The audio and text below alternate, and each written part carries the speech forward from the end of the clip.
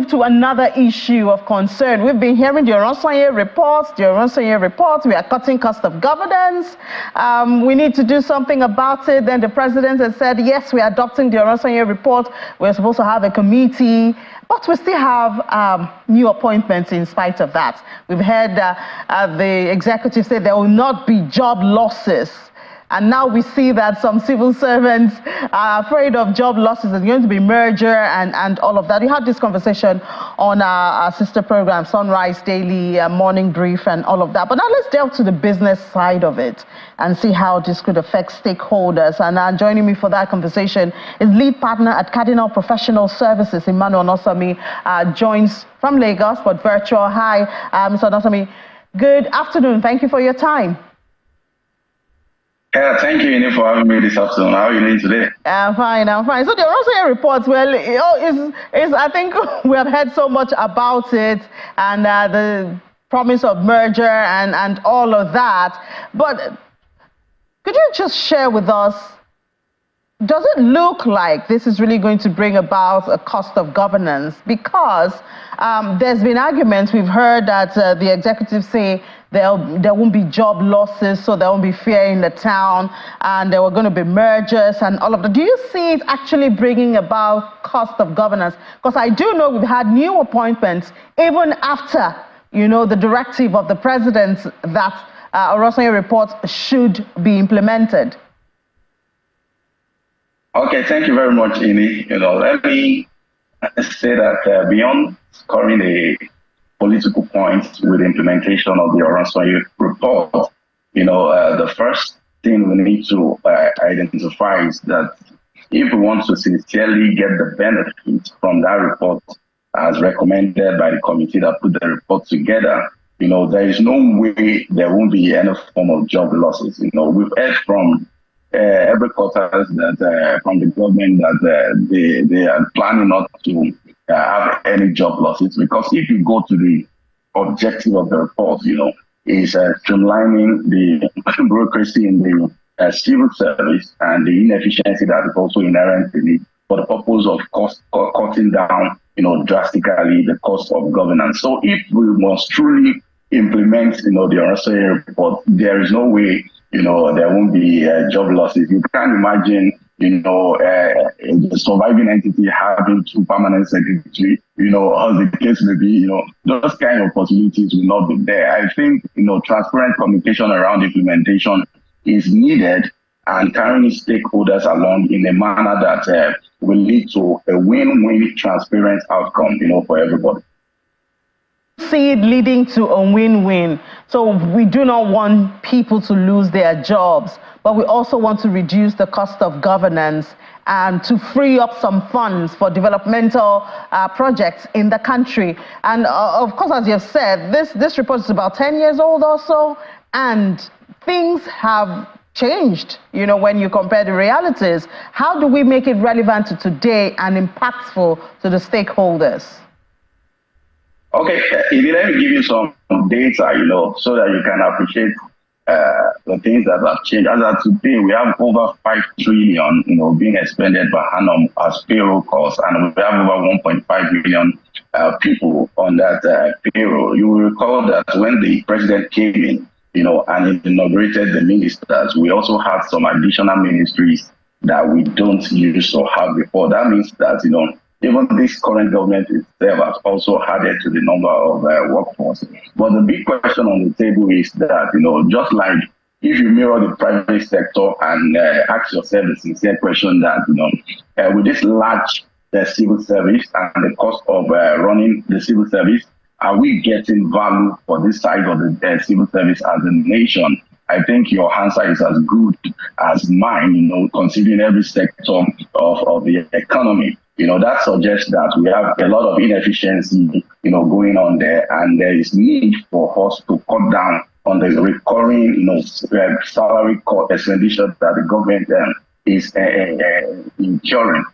And that is the first thing I want you to note. The second thing is that, the savings as estimated by the Oronsaye Report itself, by now it must have been doubled. Remember that minimum wage as of 2012 was like 18,000. Minimum wage is currently 30,000. And even after, as at that time of the report, we only have about 560 something, MDAs, in the civil service. But now it has led to overseas about 96 MDAs, in the civil service. So if you look at it, beyond going to the letter of implementing the Oronsaye Report, we need to even reevaluate the current situation in order for us to get the benefit of implementing the report, for the purpose of saving costs for governance. But like I said, it has to be a win-win process.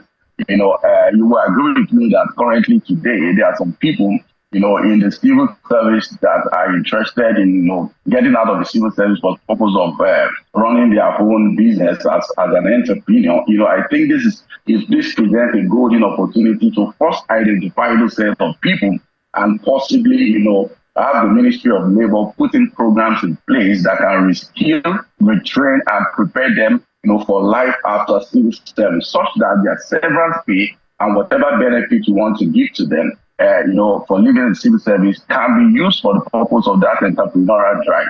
That will present a win-win, conversation between the stakeholders and the government in the process of doing this, among other measures that the government can also ensue, so that it can mirror a win-win outcome. Sounds like a lot of work for the committee that would have to implement this.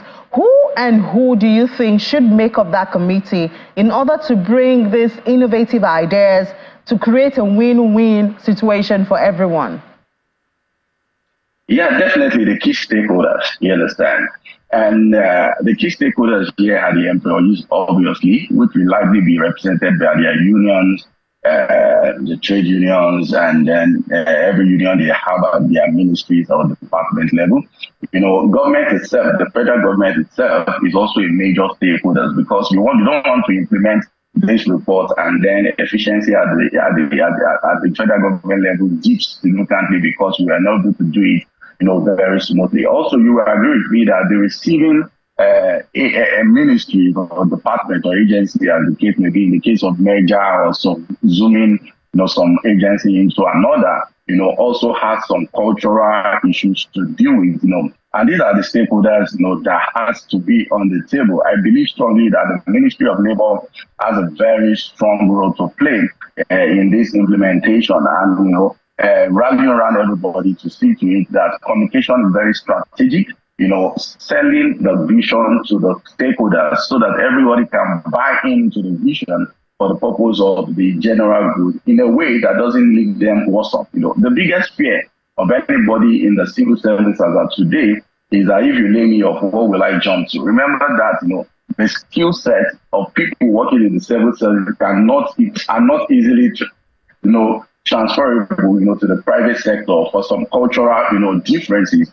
And that's why, I said earlier that there will be some retraining, some reskilling, and some entrepreneurial empowerment, to really position these people in a way that, they can buy into the idea and also find it as a way of contributing more productively into the economy and also empowering themselves beyond just sitting in the civil service. So I wonder if Cardinal Professional Services has taken some time to calculate about how much the country can save if this report is updated to capture today's realities and implemented, to create a win-win situation.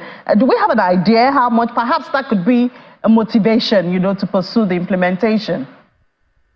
FG has not approached us to do that job, but from a high-level perspective, what we see is that, according to the report, the Oronsaye Report has it that within a 3-year period, as at that time, between 2012 and 2015, there could be some savings up to 900 billion, in wages, that government is currently expending, settling civil servants, But looking at the trend, the growth in inflation over time, and the fact that minimum wage has been revised twice, even after that period, we estimate that the savings, considering the bloated number of people moving from about like 720 employees on the payroll in 2022, now having over about 1.5 million people on the payroll. If you look at it, you can agree with me that, per annum, there could potentially be, a savings in excess of ₦1 trillion, from this initiative. And that's why it is worthy, of consideration. And I believe that the committee that has been saddled with this responsibility, they are able to get every stakeholder to buy into the vision for the common good, and also for the purpose of empowering themselves, most importantly for those people that have been leaving the civil service, and that potential $1 trillion per annum is significant enough to stimulate some other aspect of the economy if the government is sincere about the implementation. All right, well, one thing we can do is throw that ₦1 trillion and say, well, we can save ₦1 trillion. Imagine what that would do. Perhaps that would be a motivation, to pursue not just the creation of the committee, but the real implementation of the Oronsaye Report. But thank you so much. Lead partner, you wanted to say something? No, I said true. Your comment is true. Okay, all right. Lead partner at Cardinal Professional Services, Emmanuel Onasami. Thank you for your time. Thank you for having me in it.